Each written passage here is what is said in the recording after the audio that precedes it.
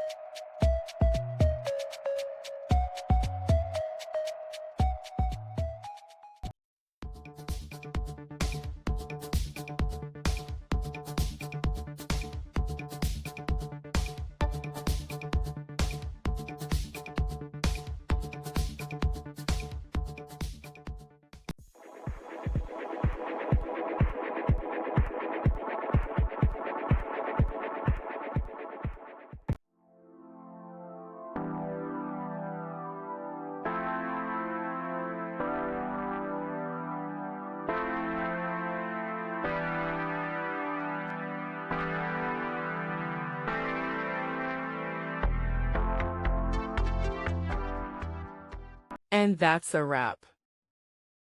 I hope you found the answer you were looking for. If you did, take a second to hit that subscribe button. It really helps out. And let me know in the comments which solution worked best for you.